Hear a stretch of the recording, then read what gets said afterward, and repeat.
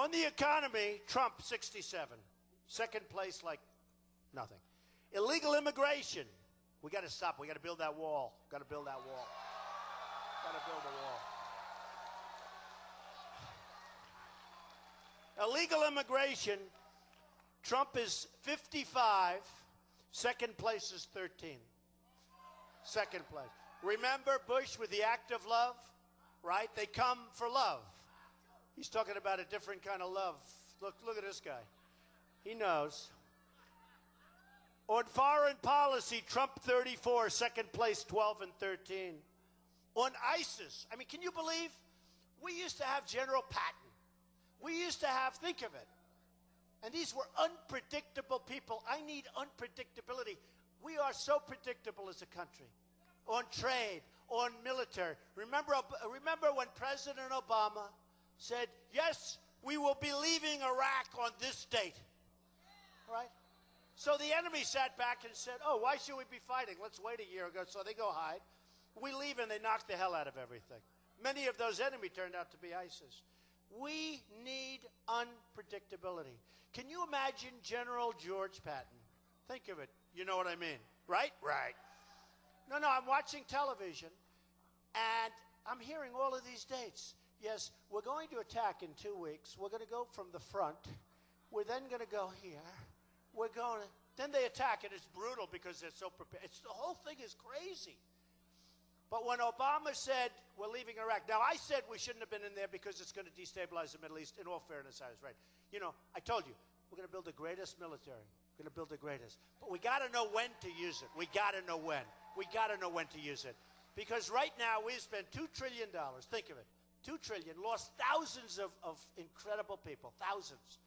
We have wounded warriors who I love more than anyone. We have wounded warriors all over the place. Yeah. And you know what we have because of our incompetent leaders? Nothing. Remember I said, look, you're in. Take the oil.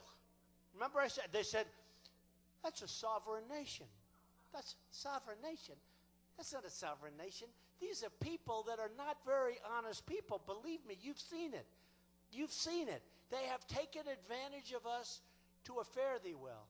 I heard one of the candidates I'm running against the other day say, we have to show Iraq that we mean it.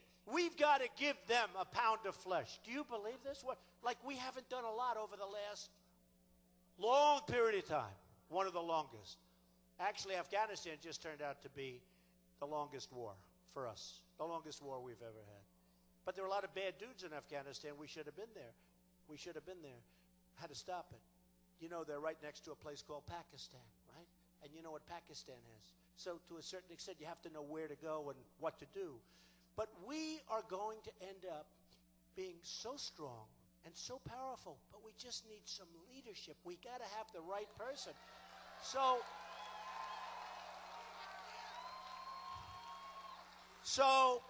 when I said, take the oil, I was hit with so many people. They said, what a horrible thing to say. You know who's got the oil now? Iran, ISIS. You know where ISIS is funding itself? From the oil that they've taken between Syria and Iraq. Do you know that Iraq has the second largest oil reserves in the world? Nobody knows that. Do you know that in Afghanistan, and by the way, you know who the biggest buyer of oil is from Iraq? China. I got to hand it to them. I tell them all the time. I have friends. I say, fellas, you're so smart. They said, oh, yes. You know, they used to tell me they can't believe they get away with this. But now that I'm running for president, said, no, I never said that. I never, you know. But China. So do you know in Afghanistan, very mountainous. And nobody knew this, but Afghanistan has tremendous mineral content. Tremendous minerals. Nobody knew it. Who knew it? And they're great fighters. In fact, they drove Russia into bankruptcy. The Soviet Union went into Afghanistan. These guys fought them forever. It drove them, literally broke up the Soviet Union because of Afghanistan. So we're fighting in Afghanistan, which is okay. But on the other side of the mountain, you have China with massive excavators taking out all the minerals, they don't fight, they're so much smarter than us. Oh, but I've got guys, including myself, we're going to do so well. We're not going to have it anymore. So China, thank you. Somebody said to me, very interesting, they said, Trump's a great speaker, but his one problem is he speaks through the applause, okay? In other words, people start to applaud and they keep going. You know why? Because I'm so excited about what I'm saying and about making our country great. It's true. It's true. I don't have time to wait for you people. I just don't have time. I want to go. And they say sometimes he'll make a sentence and he won't quite finish the sentence. You know why? Because the people that are with me are smart. They know what the end of the sentence is going to be. It's true. I want to get on to the next sentence before I finish. It's really true. I mean, I say a sentence and I know the rest of the sentence, and everybody else, I said, all right, good, just, you know, in your mind, you're going to. These are smart people. We have smart people. People that come to my rallies are the smartest people. And they know it's true. It's true. It's true. And they know what's going to happen. And they know that we're going to do a lot of cutting, but we're not going to hurt anything. First of all, we're going to save Social Security. You know, people have a contract. People have a contract. And we're going to take care of Medicare, Medicaid. We're going to do things that never, we're going to terminate Obamacare, which is turning out to be a total disaster. Terminate. We're going to terminate Obamacare.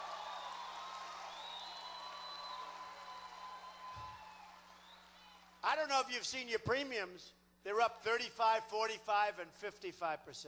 You believe it? And I've been saying that. I know a lot. I have thousands of people. And I understand.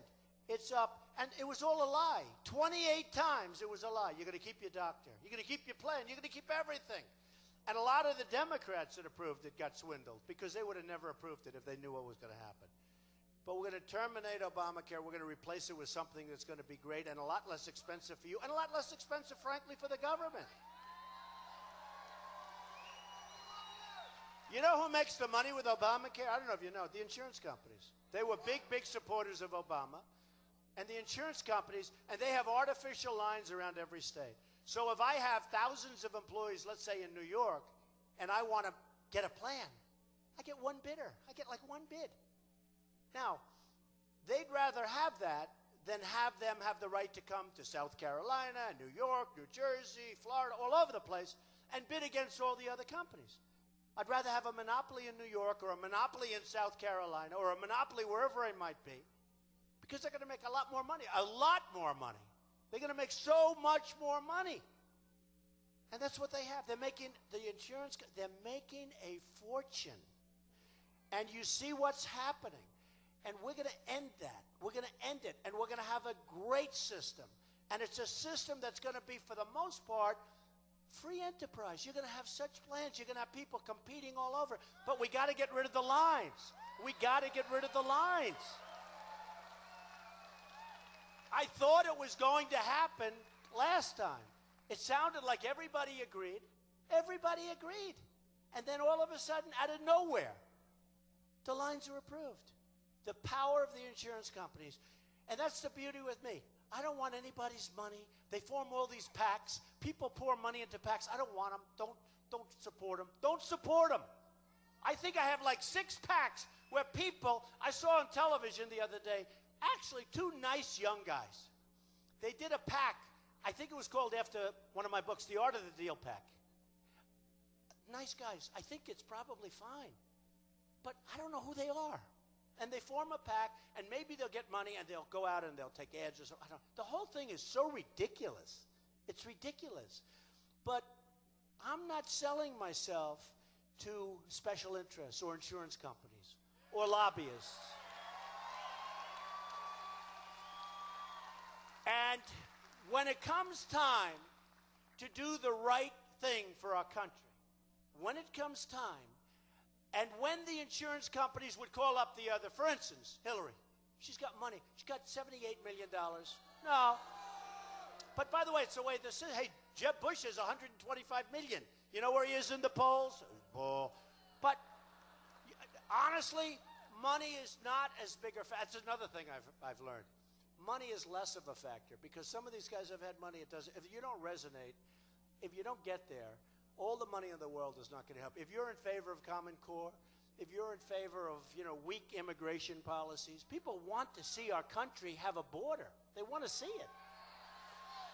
And you can have all the money in the world. You can have all the money in the world. It's just not going to help. It's just not going to help. And I'm convinced.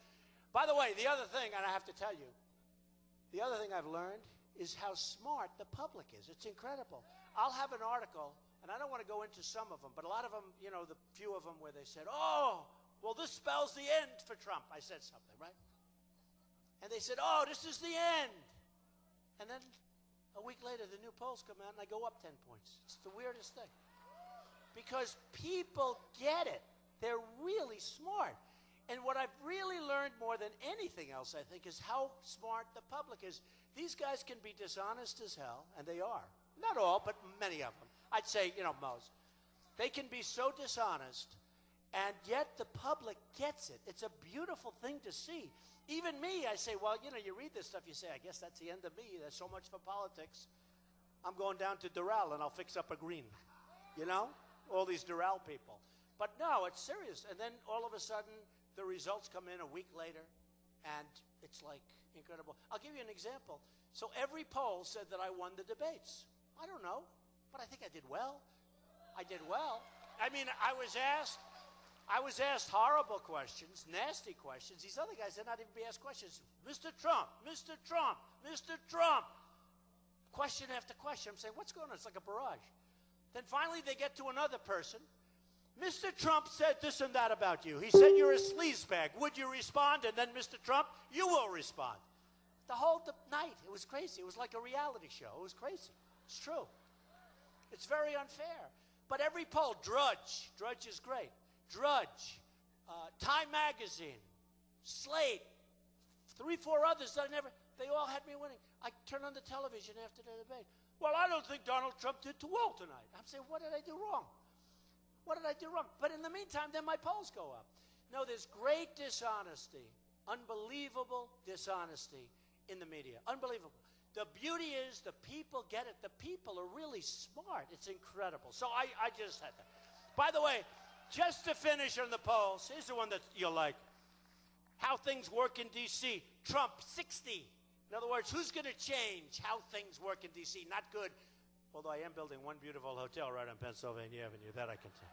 The old post office. You know, in real estate, always get the post office. They were there first. They always have the best locations. That's what I have. But the other one that I think you're like, best chance of winning in November. Best chance, all right? Trump, 47. So, that's pretty cool. That's pretty cool. That's pretty cool. So we have right now 93 million people out of work in our workforce. And yet, you know, you see the statistics on the business shows, oh, 5.2, 5.3. It's nonsense. It's nonsense. It's just so bad. It's not that way. And the reason we have all these people, let me tell you, if it was 5.2, 5.3%, we'd have 10 people out here. Although you got a lot of other problems, like the military, the vets. I mean, I could go forever. But just, you know, the economy is so important. So we have 93 million people out of the labor force. 93 million. We have, as of now, 50 million people in our country in poverty. 50 million. 50 million people. We have 46 million people on food stamps. Who would think this? Seriously, I mean, who would think it? We have all sorts of problems. We have problems that we've never, I don't think we've ever had the problems we've had. And because of the fact that we're not respected as a country, other countries are looking at us as a weak group, as weak. So when Putin was on 60 Minutes 2 weeks ago with me, when he was on the show, I watched him very carefully. And I said, hey, he's doing his thing. You know, he's doing his thing. He had such confidence because he doesn't respect our president. He doesn't like our president, but he doesn't respect our president. He goes, this guy, wise guy, he goes, neither do we. That's nice.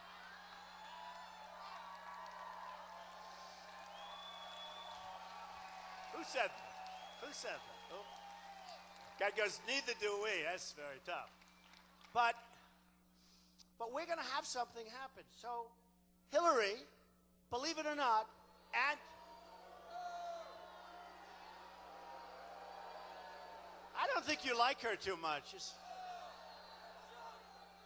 How's she going to do in the state? I mean, how does she do? You know, we're beating her nationally, which is great. I love that. Oh, I love it. But Hillary and, in all fairness, Jeb and Marco said, you know, with the water, wow, wow, wow, so much water. I never saw a human being drink so much water. You know, I did something the other day because I've gotten to watch and see. You always like to see your opponent, your whatever. And I've really watched Putin. And I think Putin can be dealt with. I really do. I think he's just got no respect for what we're doing. He's got no respect for us as a country. He's got no respect for our leader. But I was watching, and if you remember Marco when he was going against the president's speech, you remember that? And he was doing live television. He grabbed the water on the side. I said, what the hell just happened? But we have to be cool. And I envisioned Putin sitting down there and Marco Rubio walking into the room, sweating. I never saw a young guy sweat like this. He's a young guy. I said, are you okay? It's true. At the last debate, I said, are you okay? And I see him sweating, and I'm just saying to here's Putin. He's sitting down very cool like this, right? You know, again, he's been ripping us for years. He's now saying, who's the next guy? And Rubio walks in pouring sweat. This is not a good poker player. Do we agree? Do we agree? But they said, in particular Jeb and Hillary, they said, we don't like Donald Trump's tone. They used the same word the same day, tone, my tone. They said it's too strong, it's too tough, and it's not nice. Well, can you imagine? Can you imagine? It's not nice. And they said, what do you think, Mr. Trump? The cameras hit me. They said, what do you think, Mr. Trump? And I said, you know what? I think the opposite. I think that right now you have people's heads being cut off all over, where they're being cut off in the Middle East because they're Christians. Because they're Christians. And for other reasons too, believe it or not. But especially, they're being cut off on television. Because they're Christians. We're being ripped by every country in the world. China and Japan with their cars, and Mexico, and every country, Vietnam, Brazil. Name a country. Where do you come from? Name a country. We're losing to everybody. And it's time that we have a tough tone. We need a tough tone. We need a tough tone. A woman came up to me, and she said, I love you, Mr. Trump, but I just don't know if you're a nice enough person to be president. And I am a nice person, believe it or not. I have great relationships with people. I help people. I love people. I love people. That's why I'm doing this. I could be doing other things. But she came up, she said, but are you nice enough? And I said, you know, I'm really nice, but I'll tell you, it's not going to be nice. It's going to be competence. I'm really, really competent. This is going to be about competence. We're tired. We're tired of being the dummy of the world. We're the dummy of the world. We're like the big bully that gets beat up. You ever see a bully get beat up? I had one time, a long time ago, in school, a real bad, like a bad person. And one day, I rapped him, because I'm strong, like some of these guys. And he went out, and all of a sudden, I felt so great. But you know what? When you can do that to a bully, do you ever see a bully unconscious? Okay? We're like the big bully who's unconscious. Everybody's beating us. We don't win anymore. We don't win anymore. We're going to. No, we're going to. You're going to have, I say it, you're going to have victories coming out of your ears. You may, you will. Believe me. Believe me. Believe me.